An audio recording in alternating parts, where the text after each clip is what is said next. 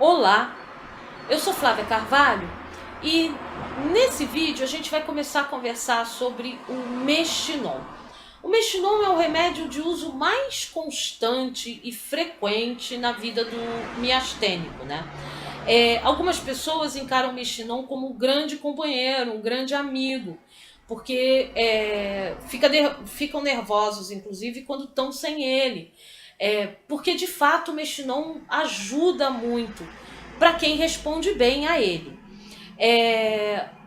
Por um outro lado, tem pessoas que ficam muito chateadas de ter que tomar esse medicamento para então se sentir um pouco melhor e tá sempre dependendo disso. Eu, Flávia, lido com o Mestinon da seguinte forma. O Mestinon é um medicamento que eu tenho que tomar, que me ajuda, que exige atenção por causa dos efeitos dele e que um dia eu pretendo ficar sem ele. Mas, por hora, o Mestinon é um medicamento que eu tomo todos os dias e com bastante frequência. A gente vai falar de dosagem depois. Eu queria dizer que eu inverti um pouco a ordem do vídeo, porque eu costumo começar falando, né, sobre o que é, como funciona, quais os tipos, enfim. E depois falo dos efeitos do medicamento. Dessa vez eu vou fazer invertido. A gente vai começar a falar dos efeitos bons e ruins, tá? O efeito bom do Mestinon é que ele aumenta a quantidade de acetilcolina junto da nossa placa motora. Ele não ataca a causa da miastenia, que são os anticorpos, ele vai atacar os efeitos. E como a gente tem acetilcolina, mas a acetilcolina não consegue se ligar e passar o sinal lá para o músculo, né? A gente vai falar disso melhor depois, como é que ele faz isso. Ele então aumenta essa quantidade porque ele impede que a acetilcolina seja retirada da fenda e aí permite que o nosso músculo receba mais sinal, né? Uma quantidade maior de sinal que a gente mandou para fazer o movimento.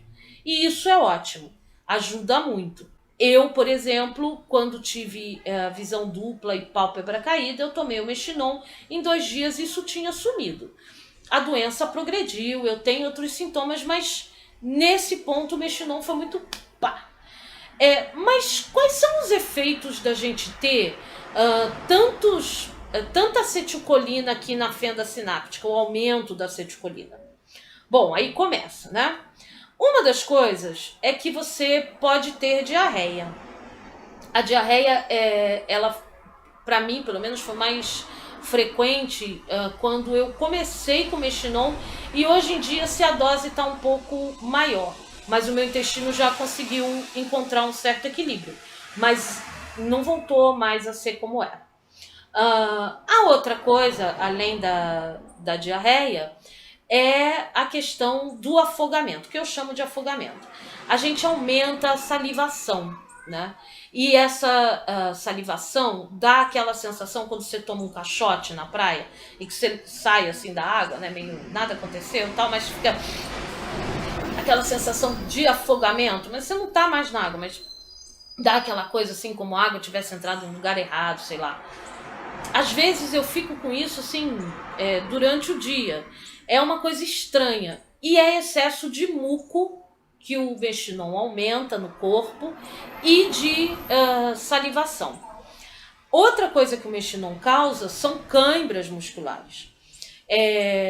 Se você já tinha tendência à cãibra, ele aumenta. Se você não tinha, você provavelmente vai passar a ter cãibra. Ele causa cãibra, assim, é muito incômodo, né? É um negócio ruim. A outra coisa são os espasmos musculares. Os espasmos musculares são diferentes dos tremores, né? Tremor é quando você pega alguma coisa e não aguenta pegar, a mão tá tremendo, não tá tendo força. O espasmo, a mão não tá tremendo, mas você sente que o seu músculo tá tendo uns movimentos involuntários. Eu confesso que sentir esses espasmos nos braços e nas pernas me incomodam, mas eu já meio que me habituei. Até porque esses espasmos podem ser causados por cansaço. Então, assim, ainda tem isso, você tem que perceber o que é uma coisa e outra. O que me incomoda mais nos espasmos é quando eu sinto esses espasmos internamente. É uma coisa, assim, que é difícil de eu explicar, mas às vezes eu sinto o tremor do diafragma, a respiração. Sabe, eu sinto que quando eu respiro mais forte, o diafragma treme. Mas às vezes eu tô parada e eu sinto por dentro os espasmos musculares. E isso é muito estranho, né? É uma sensação esquisita. É preciso se acalmar, porque na primeira vez foi tenso. Hoje em dia eu já... Opa! E a outra coisa que eu percebo também é que esses espasmos às vezes dão no meu rosto. Eu sinto assim, no meu olho, no meu rosto. Eu tô assim, e às vezes eu pergunto pra pessoa, você tá vendo que tá tremendo aqui? Que a boca tá, assim, tá mexendo? Às vezes sim, às vezes não. Depende da intensidade. Mas eu tô sentindo, né? E ele causa isso. Alguns outros sintomas que o mexilhão vai causar são dor de cabeça, dor de barriga, sonolência, sudorese. Em algumas pessoas o mexilhão às vezes tem essa reação. Aquela coisa do rubor na face por causa da vasodilatação que ele pode causar.